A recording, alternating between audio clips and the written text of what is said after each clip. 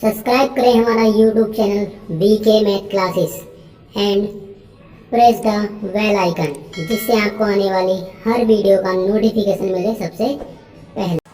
Hello student, स्वागत है आपका मेरे YouTube channel BK math classes में। इस वीडियो के अंदर मैं आपको बताऊंगा यूपी बोर्ड कक्षा 10 के विज्ञान विषय के पेपर के बारे में, जो आपका हुआ है 4 मार्च को। तो यहाँ पर आप देख सकते हैं, यहाँ लिखा हुआ है पेपर कोड आपका 931 है, संकेतांक लिखा हुआ आपका 824 CMA पेपर है। यहाँ पर पूर्णांक दे रखा है 70 नंबर का और समय आपका है 3 घंटे 15 मिनट का। यहाँ पर दे रखा है प्रारंभ के जो 15 मिनट है वो परीक्षार्थी को प्रश्न पत्र पढ़ने के लिए दे रखे हैं। आगे इसने कह रखा है कि प्रश्न पत्र में आपको 2 खंड दे रखे हैं, खंड ए और खंड व में पेपर आपका विभाजित है। खंड ए में आपको 1 से लगा के 20 तक के बहु विकल्प मिलेंगे, जो आपको करने हैं OMR शीट पर। और OMR शीट को भरने के लिए आपको काले या नीले वॉल पॉइंट पेन का ही प्रयोग करना है। आगे कुछ आपको समझ निर्देश दे रखे हैं, आप यहाँ पर पढ़ सकते हैं। अब हम देखते हैं आपके जो बहु विकल्प आए थे वो किस टाइप के विकल्प आए थे और कौन से विकल्प का आपका कौन सा आंसर था। तो यहाँ पर आप देख सकते हैं, यहाँ पर लिखा हुआ पहला क्वेश्चन है, किसी लेंस की क्षमता की इकाई बोलते हैं मात्रक को। तो इसका जो आंसर होता है वो तो होता है आपका डायोप्टर, लेकिन इसका जो ऑप्शन हो जाएगा वो जाएगा आपको ऑप्शन नंबर सी, प्रति मीटर। या तो आप डायोप्टर भी लिख सकते हैं, लेकिन यहाँ पर आंसर में डायोप्टर नहीं दिया गया है, दिया है प्रति मीटर। तो प्रति मीटर इसका सही आंसर हो जाएगा।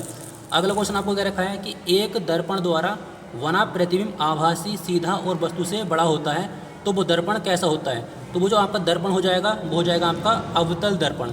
अगर यहाँ पे क्वेश्चन आता कि उस दर्पण का नाम बताइए जिसके द्वारा सदैव यानी कि हमेशा सीधा और आभासी प्रतिबिंब बनता है, तो उसका आंसर होता है आपका उत्तल दर्पण।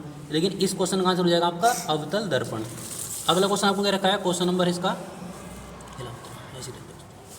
अगला क्वेश्चन क्या रखा है कि क्वेश्चन नंबर 3, कांच का वर्तांक दे रखा है 1.5, प्रकाश की चाल दे रखी है आपकी 3 × 10⁸ मीटर पर सेकंड। हमें निकालना है कांच में प्रकाश की चाल।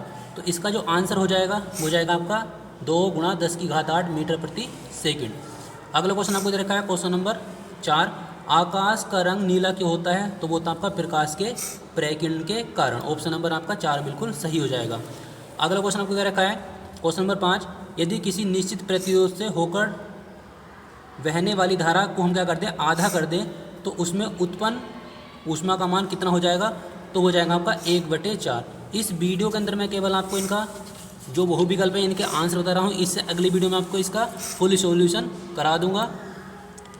अगला क्वेश्चन आपको क्या रखा है क्वेश्चन नंबर आपका 6 है, किसी एक समान चुंबकीय क्षेत्र में धारावाही चालक पर लगने वाले चुंबकीय बल का मान किस पर निर्भर नहीं करता। तो वो जो आपका निर्भर नहीं करता वो आपका करता है वैद्युत धारा की दिशा पर। वैद्युत धारा की दिशा पर निर्भर नहीं करता। अगला क्वेश्चन रखा है कि लघु पथन के समय वैद्युत परिपथ में धारा का मान क्या होता है। तो वो आपका बहुत अधिक हो जाता है। ऑप्शन नंबर आपका 3 बिल्कुल सही हो जाएगा। ये जो आपके क्वेश्चन थे वो फिजिक्स से लिए गए थे। अब हम देखते हैं आपके जो केमिस्ट्री है, इस केमिस्ट्री में आपके कौन कौन से क्वेश्चन दे रखे हैं। तो पहला क्वेश्चन आपको क्या रखा है कि C6H6 में C परमाणु की संयोजकता आपकी कितनी हो जाएगी। तो जो ये आपका कार्बन है, इससे आपके यहाँ पर 6 हाइड्रोजन जुड़े हुए हैं, तो इसका आंसर आपको हो जाएगा आपका 6। ऑप्शन नंबर आपका 4 बिल्कुल सही हो जाएगा। अगला क्वेश्चन क्या रखा है आपको क्वेश्चन नंबर 9, प्रैवल बेस। प्रैवल बेस बोलते हैं कि प्रैवल क्षारक कौन सा है। तो इसमें जो प्रैवल क्षारक है वो आपका है NaOH, सोडियम हाइड्रोक्साइड। यही क्वेश्चन आपको नीचे इंग्लिश में भी दे रखे हैं। अब हम देखते हैं आपका नेक्स्ट क्वेश्चन। इसमें क्या रखा है, ये खाली स्थान दे रखा है, इस खाली स्थान को हमें भरना है। इसमें क्या आपका आएगा, तो इसका आपका आंसर हो जाएगा C6H12O6। ऑप्शन नंबर बी बिल्कुल सही हो जाएगा। अगला क्वेश्चन दे रखा है, साधारण ताप पर द्रव धातु, तो वो होती है आपकी मरकरी यानी कि पारा भी हम इसे कहते हैं। अगला क्वेश्चन क्या रखा है, इनमें से कौन सी अवक्षेपण अभिक्रिया है। तो वो हो जाएगी आपकी BaCl2 यानी कि बेरियम क्लोराइड H2SO4। तो इसका ऑप्शन नंबर आपका 1 बिल्कुल सही हो जाएगा। अब यही क्वेश्चन आपको नीचे इंग्लिश में भी दे रखा है। नेक्स्ट क्वेश्चन देखते हैं। क्वेश्चन नंबर आपका है क्वेश्चन नंबर आपका 13 है। इसमें क्या रखा है, ब्यूटेनॉल 2 का अणुसूत्र क्या होगा। तो इसका आपका जो अणुसूत्र हो जाएगा वो जाएगा आपका C4H10O यानी कि ऑप्शन नंबर आपका 1 बिल्कुल सही हो जाएगा। अब हम देखते हैं आपका जो सेक्शन सी है, यानी आपका जो बायोलॉजी है, इन बायोलॉजी में आपके कौन कौन से विकल्प आए हुए थे। तो क्वेश्चन नंबर 14 में क्या रखा है कि प्रकाश संश्लेषण के लिए क्या आवश्यक है।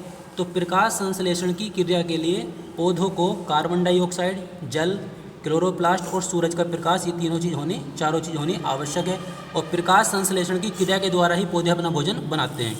अगला क्वेश्चन कह रखा है क्वेश्चन नंबर 15, थायरोक्सिन हार्मोन्स बनाने में किसकी आवश्यकता पड़ती है? तो वो पड़ती है आपकी आयोडीन की। ऑप्शन नंबर आपका बी बिल्कुल सही हो जाएगा। अगला क्वेश्चन कह रखा है क्वेश्चन नंबर 16 है, इसमें कह रखा है मेडल ने लंबे और बौने पौधों के मध्य क्रॉस कराया, तो प्रथम पीढ़ी में आपको जो पौधे लंबे एवं बौने पौधे प्राप्त हुए तो उनका क्या प्रतिशत था? तो उनका यहाँ पर जो प्रतिशत था, तो जब मेंडल ने लंबे पौधे का बौने पौधे के साथ संकरण कराया था प्रथम पीढ़ी में, तो हमें सभी प्रकार के संकर लंबे पौधे प्राप्त हुए थे, बौने पौधे नहीं प्राप्त हुए थे। तो इसका आपका आंसर हो जाएगा पहला वाला, 100% आपके लंबे पौधे प्राप्त हुए थे। अगला क्वेश्चन कह रखा है क्वेश्चन नंबर 17, इसमें कह रखा है निम्न में से कौन पारितंत्र का जैविक घटक है? तो वो आपका हो जाएगा हरे पौधे। ऑप्शन नंबर आपका एक बिल्कुल सही हो जाएगा। क्वेश्चन नंबर 18 है, द्वार कोशिकाएं कहाँ पाई जाती हैं? तो ये जो कोशिकाएं होती हैं वो आपकी पत्तियों में, जो पौधे होते हैं पौधों के पत्तियों के रंध्रों में पाई जाती है, जिसे हम बोलते हैं स्टोमेटा। इसका आपका ऑप्शन नंबर सी बिल्कुल सही हो जाएगा। अगला क्वेश्चन कह रखा है क्वेश्चन नंबर आपका 19 है कि वायुमंडल के ऊपरी सतह में उपस्थित ओजोन गैस सूरज से आने वाली किस प्रकार की विकिरण से पृथ्वी की रक्षा करती है? तो वो करती है आपकी पराबैंगनी किरणों से। सूरज से आने वाली जो पराबैंगनी किरणें होती हैं उन्हें हमारी ओजोन गैस की जो परत होती है उसे रोक लेती है। अगला क्वेश्चन आपको रखा है क्वेश्चन नंबर आपका 20 है और आपका लास्ट विकल्प है। इसमें रखा है निम्न में से कौन सुमेलित है? तो विखंडन की जो क्रिया होती है वो अमीबा के अंदर होती है, तो उसका ऑप्शन नंबर आपका एक बिल्कुल सही हो जाएगा। अब हम देखते हैं आपको जो वर्णनात्मक प्रश्न है वो किस किस टाइप के क्वेश्चन दे रखे थे।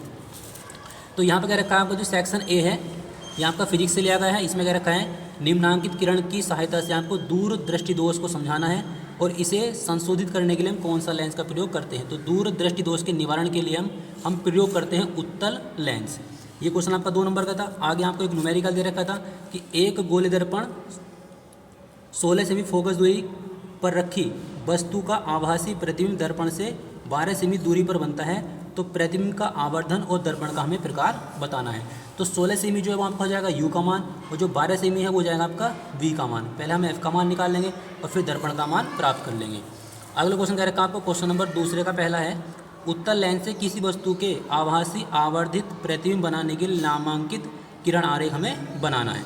आगे कह रखा है एक उत्तल लेंस किसी वस्तु का 3 गुना आवर्धित उल्टा प्रतिबिंब बनाता है, जबकि वस्तु इससे 15 सेमी दूरी पर रखी है, तो लेंस की फोकस दूरी हमें निकालनी है।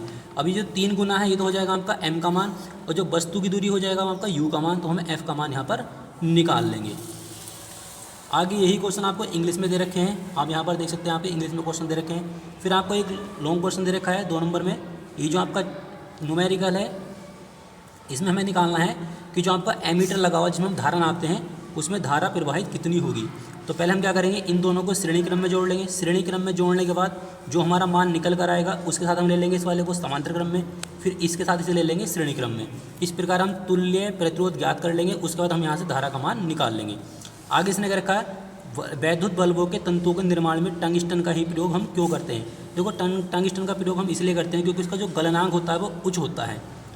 तो 2 नंबर का क्वेश्चन आपका ये था। आगे आपको क्वेश्चन रखा है चौथे का पहला, इसमें रखा है 2 कारकों को बताइए जिन पर धारावाही परिनालिका से उत्पन्न चुंबकीय क्षेत्र का मान निर्भर करता है। अगला क्वेश्चन क्या रखा है, विद्युत चुंबक और स्थायी चुंबक किस प्रकार अलग होती हैं। फ्लेमिंग के बाएं हाथ का नियम लिखना था। अगर आपसे ये वाला क्वेश्चन नहीं होता है तो इसके अथवा में आपको एक क्वेश्चन और दे रखा था। अथवा में क्या रखा है कि घरेलू परिपथ में फ्यूज का क्या उपयोग है। ये क्वेश्चन तो आपका हर बार एग्जाम में आता है और ये 2024 में और 23 में भी पूछा गया था। अगला क्वेश्चन क्या रखा है कि वैद्युत आपूर्ति तारों के वैद्युत रोधी आवरण के रंग क्या क्या होते हैं। जो हम तार घरों में लाइट में यूज़ करते हैं उनमें कोई लाल तार होता है, कोई हरा तार होता है, कोई येलो मतलब नीले रंग का तार होता है, तो उसका क्या अर्थ होता है इनके बारे में हमें यहाँ पर लिखना था। अगला क्वेश्चन दे रखा है आपको, आगे का सेक्शन आपका 2 आता है, यहाँ पर केमिस्ट्री से लिया गया है कि सांद्रित सल्फाइड अयस्क से अशुद्ध धातु को कितने पदों में हम प्राप्त करते हैं। अशुद्ध कॉपर के शुद्धिकरण की विद्युत अपघटनी विधि का हमें सचित्र वर्णन करना है। आगे आपको कुछ समीकरण दे रखी थी, हमें केवल उपचायक और अपचायक पदार्थ को छांटना था।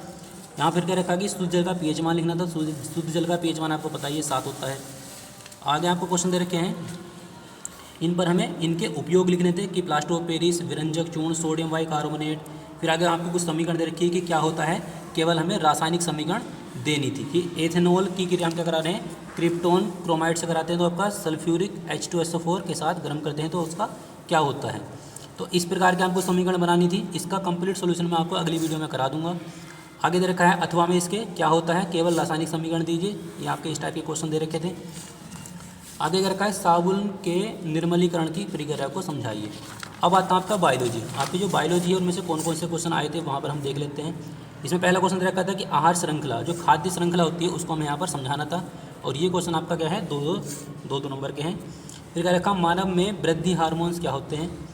अगला क्वेश्चन क्या रखा था, क्वेश्चन नंबर स्वयपोषी पोषण और विषमपोषी पोषण में अंतर हमें बताना था। देखो स्वयपोषी पोषण तो होता है जो अपना भोजन स्वयं बनाते हैं उसे हम बोलते हैं स्वयपोषी, और जो विषमपोषी होते हैं वो दूसरों पर निर्भर करते हैं। जैसे कि पेड़ पौधे अपना भोजन स्वयं बनाते हैं, और जो मनुष्य होता है वो अपना भोजन दूसरों से प्राप्त करता है, इसलिए हम उसे बोलते हैं विषमपोषी।